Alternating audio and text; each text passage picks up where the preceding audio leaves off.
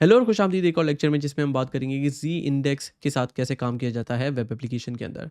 तो सबसे पहले हम जो है वो इस प्रोजेक्ट का जो कोड है वो आपको स्टार्टर फाइल्स के अंदर मिल जाएगा अगर आप मेरी वेबसाइट के अंदर ये कोर्स फॉलो कर रहे हो, और अगर आप यूट्यूब पे देख रहे हो तो डिस्क्रिप्शन के अंदर जो है उसका लिंक आपको मिल जाएगा। तो एसेंशियली आप इस लिंक से जो इंडेक्स HTML है और जो CSS है दोनों फाइल्स कॉपी कर लोगे और एक न्यू फोल्डर के अंदर आप इसको पेस्ट कर दोगे। जब आपके पास इंडेक्स HTML आ जाएगी तो उस पर क्लिक करने के बाद VS कोड के अंदर Ctrl+Shift+P और आप ओपन विद लाइव सर्वर कर सकते हो, लाइव सर्वर एक्सटेंशन के साथ जिस पे हम काम करते आए हैं। तो ये कुछ इस तरीके से दिखेगा आपको कि आपके पास 3 बॉक्सेस होंगे। और अब हम बात करेंगे कि जी इंडेक्स से एक दूसरे के ऊपर इसको ओवरलैप कैसे करते हैं, क्योंकि अक्सर जगह पे ये चीज इस्तेमाल होती है। तो लेट्स सपोज कि हमें इन बॉक्सेस को एक दूसरे के ऊपर लेकर आना है। तो सबसे पहला काम तो हम ये करेंगे कि मेन CSS ओपन करेंगे और अपनी इंडेक्स HTML भी ओपन रखेंगे। और मेन CSS के अंदर अगर आप अभी करंटली देखोगे तो हमारी ये HTML इस तरीके से दिखती है। हमारे पास एक सेक्शन है जिसके अंदर 3 बॉक्सेस है और तीनों बॉक्सेस मुझे एक दूसरे के ऊपर लेकर आने, ओवरलैप करने। तो इसका मतलब है ये तीनों बॉक्सेस जो है वो एब्सोल्यूट होंगे और इनके पेरेंट को रिलेटिव होना पड़ेगा। और अगर आपको ये आइडिया नहीं है कि मैं क्या बात कर रहा हूँ तो जो CSS पोजीशंस का लेक्चर है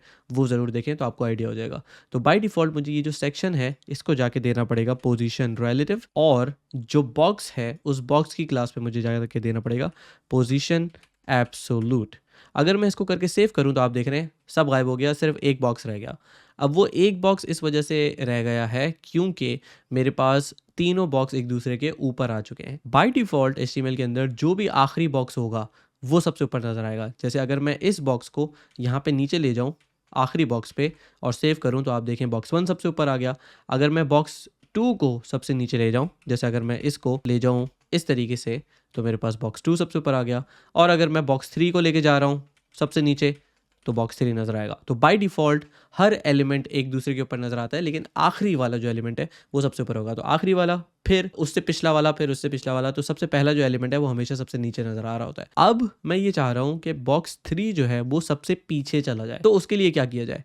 उसके लिए एक काम ये किया जा सकता है कि मैं बॉक्स 3 जो है, जो स्काई ब्लू है, उसको जाके दे दूँ जी इंडेक्स, और मैं इसको कहूँ जी इंडेक्स जो है इसका होना चाहिए -1। अगर मैं इसको सेव करूं तो आपको नजर आ रहा है इसके सामने बॉक्स 2 आ गया। सही है। तो अब क्या हुआ? अब ये हुआ कि इस वाले को तो हमने बिल्कुल पीछे भेज दिया, लेकिन अब जो कंपटीशन रह गया वो बाकी इन दो में रह गया। अब इन दो में भी जाहिर सी बात है जो दूसरा वाला है, क्योंकि वो आखिर में लिखा हुआ है इसीलिए वो सबसे ऊपर रहेगा। अच्छा, ये जो बॉक्स 1 है, मैं चाह रहा हूँ कि ये बॉक्स 1 जो है ना वो यहाँ पे मुझे नज़र आए राइट साइड पे, और इस बॉक्स 2 का फिर हम सोचेंगे कि हमें क्या करना है और वो सबसे ऊपर नज़र आए। तो उसके लिए हम ये काम कर सकते हैं कि हम यहाँ पे सबसे पहले तो जी इंडेक्स दे देंगे और हम इसको कहेंगे फॉर एग्जांपल कि ये होना चाहिए, लेट्स सपोज हम इसको कहते हैं कि 1। अब आप देख रहे हैं कि ये सबसे ऊपर आ गया। इसकी वजह ये है कि एक तो है -1, -1 का मतलब तो सबसे पीछे चले जाओ। फिर बारी आती है उसकी जिसको कोई जी इंडेक्स नहीं मिला हुआ, और फिर इसके बाद बारी आती है उसकी जिसको हमने कोई स्पेसिफिक जी इंडेक्स दिया हुआ है। अच्छा, क्या होगा अगर हम इसको जी इंडेक्स 0 दे दें? तो अब आप देख रहे हैं कि वो गायब हो गया, क्योंकि 0 जब हम कर देते हैं तो वो 0 और डिफॉल्ट एक ही चीज हो जाती है, बाय डिफॉल्ट 0 होता है। लेकिन अगर किसी को मैं 0 से ज्यादा दे दूंगा, 1 दे दूंगा या 2 दे दूंगा या 10 दे दूंगा, तो वो हमेशा इसके ऊपर रहेगा जिसको कोई भी जी इंडेक्स नहीं मिला हुआ। ठीक है। अगर मैं जाके यहाँ पे फॉर एग्जाम्पल जी इंडेक्स 0 कर देता हूँ तो भी वही बात है। ठीक है। अगर मैं यहाँ पे इसको 0 कर देता हूँ, अब क्योंकि दोनों का 0 है तो लड़ाई उसी की होगी जो आखिर में नजर आएगा, और हमारे पास आखिर में बॉक्स 2 है, यानी बॉक्स 1 के बाद बॉक्स 2 आता है तो वो हमेशा ऊपर आ रहा होगा। अच्छा, इसको हम रिवर्ट कर रहे हैं, बॉक्स 2 पे कोई जी इंडेक्स नहीं है, बॉक्स 1 पे हमने जी इंडेक्स दे दिया है 2। इसको हम ये भी कर सकते थे कि हम बॉक्स 3 को बजाय -1 देने के हम इसको 1 दे सकते हैं। तो हम अभी कह रहे हैं कि यार 1 बॉक्स 3 है, 2 बॉक्स 1 है, और 3 जो है वो बॉक्स 2 हो सकता है। लेकिन अगर हम इसको 3 दे देंगे तो ये सबसे ऊपर आ जाएगा।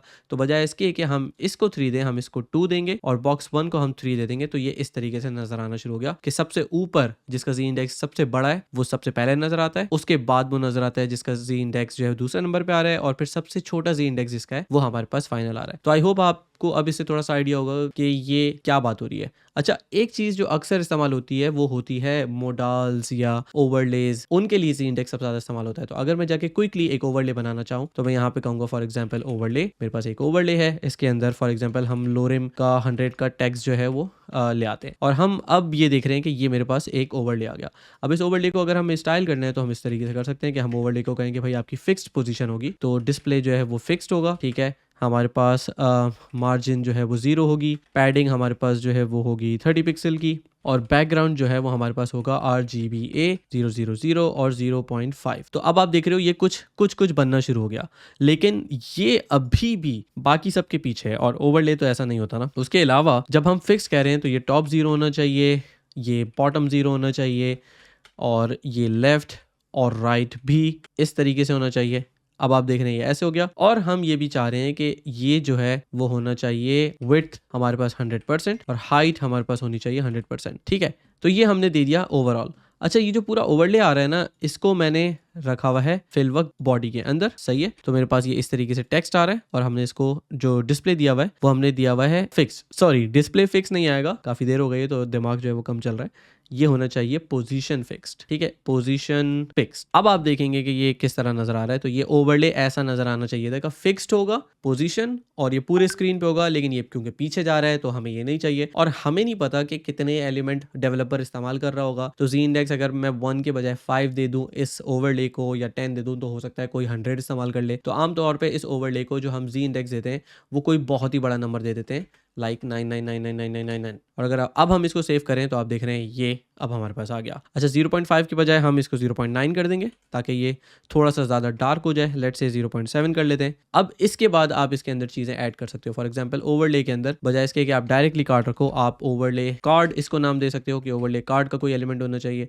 और उसके अंदर फॉर एग्जाम्पल ये टेक्स्ट होगा। तो अब आप जाके कह सकते हो कि भाई ओवरले कार्ड जो है हमारे पास वो होना चाहिए बैकग्राउंड वाइट। ठीक है, और इसके साथ साथ हमारे पास अगर हम सेव करें और हम जाके यहाँ पे देखें, इसका नाम है ओवरले कार्ड, इसको ओवरले डैश कार्ड होना चाहिए। तो हमारे पास अब ये कार्ड बन गया। ठीक है, अब आप देख रहे हो कि ये बिल्कुल कोने वोने तक जा रहा है। तो बजाय इसके कि हम इसको इस तरीके से कॉर्नर तक लेके जाएं, हम इसको विड्थ दे देंगे। हम कहेंगे कि इसकी विड्थ जो है वो 80% होनी चाहिए। ठीक है, और हमारे पास इसका जो मार्जिन है वो होना चाहिए मार्जिन 0 ऑटो, ताकि ये सेंटर में आ रहा हो। ठीक है, तो आपने इसको इस तरीके से सेंटर कर दिया। अब आप चाहें तो इसको टॉप से कोई भी चीज़ दे सकते हैं। आप एक और यहाँ काम ये भी कर सकते हैं कि आप पूरा डिस्प्ले फ्लेक्स ले लें, और आप यहाँ पे कहें कि आइटम्स अलाइन आइटम सेंटर और जस्टिफाई कंटेंट सेंटर। अगर आप ये भी कर रहे हैं तो ये बिल्कुल सेंटर में आ जाएगा स्क्रीन के पूरे। अब आप इसको जूम करना चाहें जूम इन करें, विड्थ आप हटाना चाहें आप हटाएं, आप वापस लगाना चाहें आप लगा सकते हैं।